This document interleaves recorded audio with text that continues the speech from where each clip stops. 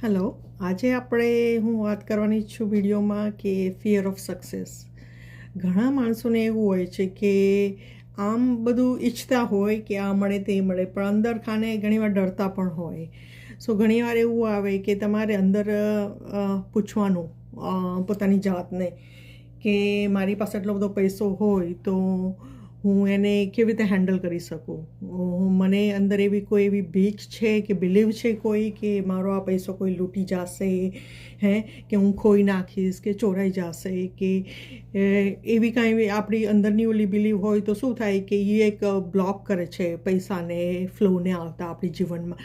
કારણ કે આપણે અંદર ઓલું બધું પોવર્ટી ટાઈપનું ચાલતું હોય, રાઈટ. આપણે ઈચ્છતા હોય સરસ મકાન, કાર, જોબ બધું, પણ અંદર ખાને આપણા વિચારો મેચ ના થતા હોય, બરાબર. આપણા અંદરના વિચારો જુદા જ હોય અને બહારે આપણે બધું જોઈએ, તો એ બહુ મિસમેચ થાય. તો પછી યુનિવર્સ પણ બહુ કન્ફ્યુઝ થાય કે એ લોકો એમ કહે કે તમે સ્પેસિફિકલી તમને શું જોઈ છે એ તમે બોલો અને એ પ્રમાણે એનું આચરણ કરો, બરાબર.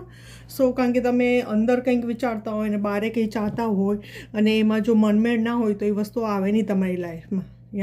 કારણ કે universe don't know what to do, શું કરવું. કારણ કે તમારી જે પહેલાં જો according to law of attraction શું થાય કે જે તમે સ્પેસિફિકલી કહો યુનિવર્સ એના ઉપર કામ કરવા માંડે, બરાબર. યુનિવર્સ એડજસ્ટમેન્ટ લાવે તમારી માટે જો તમે બહુ ક્લિયર હોય, ફોકસ હોય તો એ વસ્તુમાં, બરાબર. કારણ કે આપણે જ્યારે ગમે ત્યારે આપણે રેસ્ટોરન્ટમાં જાય, આપણે ફૂડનો ઓર્ડર કરીએ, બરાબર. પછી આપણે વારંવાર વેઇટરને નથી કહેતા કે હવે કેટલી વાર લાગશે. આપણે 5 મિનિટે જઈને નથી પૂછતા, બરાબર ને. કારણ કે આપણને ખબર છે કે એકવાર મેન્યુમાંથી આપણે ઓર્ડર આપ્યો છે તો ઓર્ડર એના ટાઈમે આવી જશે, વેધર મેઇન હોય, ડિઝર્ટ હોય.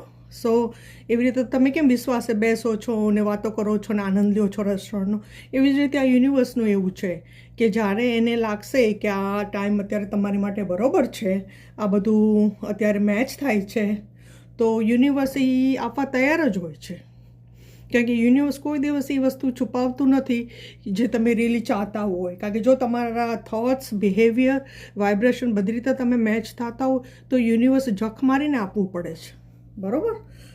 તમારે બસ એક અલાઇનમેન્ટ લાવવાનું, બરાબર, કે જે આપણે બોલીએ છીએ, જે આપણે કરીએ છીએ, આ બધામાં એક સમાનતા હોવી જોઈએ, કે ના બોલે કંઈક ને કરીએ કંઈક, તો પછી યુનિવર્સ આવી રીતે રિવોર્ડ ન આપે આપણને. કારણ કે યુનિવર્સને એમ થાય કે આ માણસ તો કન્ફ્યુઝ છે, આનું હું આટલું આપીશ તો એ જાળવી શકશે, બરાબર.